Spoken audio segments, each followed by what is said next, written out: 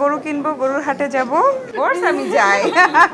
গতবার আমি নিজে গিয়ে গরু কিনেছি। আমি আমার বাবার ছেলের দায়িত্ব পালন করি। আমাদের মাননীয় প্রধানমন্ত্রী তারেক রহমানকে বলতে চাই যে নারী শিশুদের যে সিকিউরিটি এটা দেওয়াও কিন্তু আপনার দায়িত্ব। রামিসার সাথে রিসেন্টলি যে ঘটনা ঘটেছে আমার বাসার পাশেই, আমার বাসাও মিরপুর, লিটারালি আমার এখনো হাত পা কাঁপছে। ধর্ষকের ক্ষেত্রে এমন একটা আইন করা উচিত যেটার জন্য আসলে মৃত্যু ছাড়া আমার মতে কোনো শাস্তি নাই, যত দ্রুত সম্ভব ফাঁসি দেওয়া। যদি সেটা না পারে তাহলে জনগণের হাতে তুলে দেয়। যারা আসল পুরুষ তারা এসব কাজ করে না। আশা একমাত্র শুধুমাত্র রিয়েলি আমার ছোট বোনের মতো ওকে আমি আদর করি, ওকে সাপোর্ট করার জন্যই। কারণ হচ্ছে আমি চাই যে আমরা প্রতিটা আর্টিস্ট আমাদের প্রফেশনের বাইরে আমরা যেন নিজেরা স্টাবলিশ থাকি, আমরা নিজেরা সেলফ ডিপেন্ডেন্ট থাকি। মাঝে মাঝে যখন দেখি যে শিল্পীরা চিকিৎসার অভাব, শিল্পীরা এই অভাব সেই অভাবে কারো কাছে হাত পাতে, তখন শিল্পী হিসেবে নিজের কাছে আসলে খারাপ লাগে। শিল্পীদেরকে যেন কারো কাছে হাত পাতে না হয়, সেজন্য আমরা যখন ইয়াং থাকি তখন থেকে আমাদেরকে সেই ব্যবস্থাটা করা উচিত, নেওয়া উচিত, সেলফ ডিপেন্ডেন্ট হওয়া উচিত। তো আমি চাই স্পেশালি প্রতিটা মেয়ে কাজের পাশাপাশি ক্যারিয়ারের পাশাপাশি যেন সেলফ ডিপেন্ডেন্ট হতে হয় এবং তার জন্য কোনো কারণে তার স্বামী বাবা কারো উপরে যেন ডিপেন্ডেন্ট হতে না হয়। প্রতিটা নারী নিজেরা খুব ইন্ডিপেন্ডেন্ট হোক। ও বিজনেস অনেক দিন থেকেই করে, আমার বন্ধু পাশে আছে, ওরও বিজনেস আছে। আমিও খুব তাড়াতাড়ি নামবো, আশা করি তোমরা সবাই আবার আমাকে সাপোর্ট দিবে। তো আমরা সবাইকে সাপোর্ট করে এগিয়ে যেতে পারি। খুব ভালো লাগছে যে ও এর আগেও কিছু ফেয়ারে স্টল দিয়েছিল, আমি তখনও গিয়েছিলাম, ওর স্টলেও আমি গিয়েছিলাম। যারা আমার বন্ধু, যারা আমার বোন, তাদেরকে আমি সবসময় আমার সাইড থেকে সাপোর্ট করার চেষ্টা করি এবং ওরও গত রোজার ঈদে ওর স্টলে আমি গিয়েছিলাম। ভালো লাগছে খুব, ওর ডেকোরেশনটা দেখছিলাম খুব সুন্দর হয়েছে এবং কালেকশনগুলো সব এখনো দেখতে পারিনি, বাট ওর উপর আমার বিশ্বাস আছে যে না ভালোই হবে। ঈদ নিয়ে পরিকল্পনা, গরু কিনবো, গরুর হাটে যাব, এখনো পর্যন্ত যাইনি। অফকোর্স আমি যাই। গতবার আমি নিজে গিয়ে গরু কিনেছি। আমার একটা ভাই সে ইউএসএ তে আছে, তো এই কারণে আমি আমার বাবার ছেলের দায়িত্ব পালন করি। তো এবারও আমি আমার বাবা বোন আমরা সবাই গরু কিনতে যাব, গিয়ে নিজেরা গরু কিনবো। এটার মধ্যে একটা অন্যরকম ফিলিংস আছে আসলে। আর আমি সবসময় আমার বাবার বড় ছেলের দায়িত্বটাই পালন করেছি। আমি কখনো আমার বাবার জন্য ফিল না হয় যে আমার কেন বড় একটা ছেলে হলো না। তো আই থিঙ্ক আমার বাবা এটা ফিল করে না। সো সব দায়িত্ব মোটামুটি আমি পালন করার চেষ্টা করি।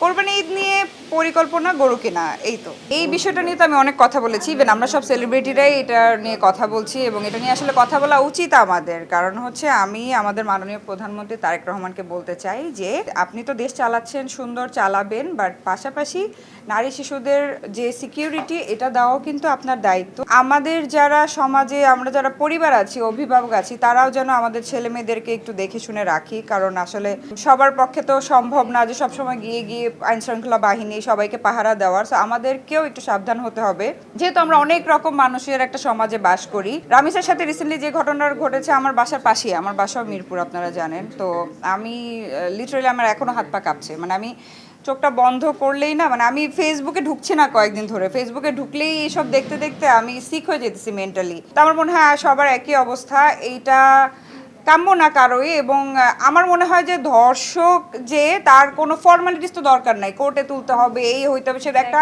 আইন বানানো উচিত যে ইনস্ট্যান্ট তার পানিশমেন্ট দেওয়া হোক এবং জনসম্মুখে দেওয়া হোক, যেন একজনকে দেখে 10 জন 20 জন নেক্সট টাইম এই কাজটা করতে ভয় পায়। তো আমি বলবো যে ধর্ষকের ক্ষেত্রে এমন একটা আইন করা উচিত যেটার জন্য আসলে কোনো আদালতের রায় কি, আদালত ওনাকে যাবজ্জীবন জেল দিবে, উনি জেলে থাকবে বা 4-5 বছর 7 বছরের জেল হবে, এটা না। এত নির্মমতার আসলে কোনো মৃত্যু ছাড়া আমার মতে কোনো শাস্তি নাই।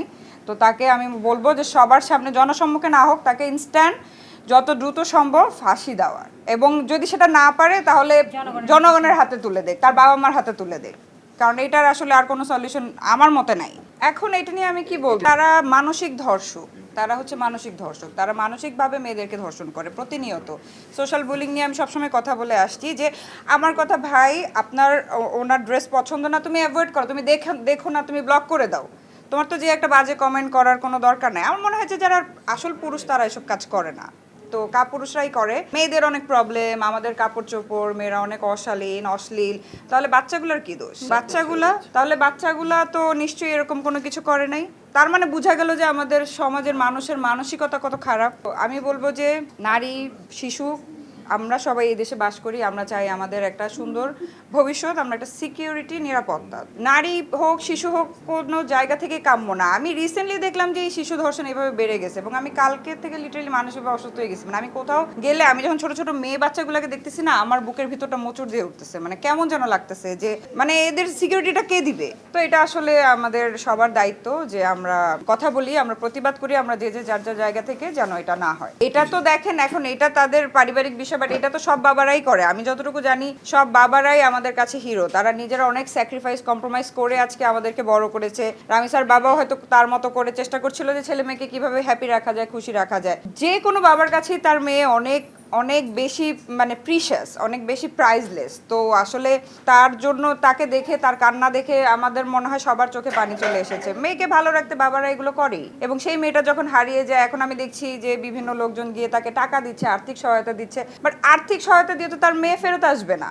দরকার তো শাস্তির। আর্থিক সহায়তা হয়তো তাকে আর্থিকভাবে হেল্প করবে, বাট শাস্তিটা আমরা সবাই দেশবাসী, আমরা তো আর টাকা পাচ্ছি না, আমরা টাকা চাচ্ছিও না, আমরা শাস্তি চাই। আমরা যারা শোবিজ অঙ্গনে আছি আমরা সবাই শাস্তি চাই, শাস্তিটা যেন দ্রুত হয়। ফোন হারিয়েছে সেটা নিয়ে আমি কাউকে ব্লেম দিতে চাই না। আমার ফোন, আমাদের শুটিংয়ে আমরা কি হয়, আমরা প্রোডাকশন বয়দের কাছে ফোনটা রাখি বা মেকআপের অ্যাসিস্ট্যান্টের কাছে ফোনটা রাখি।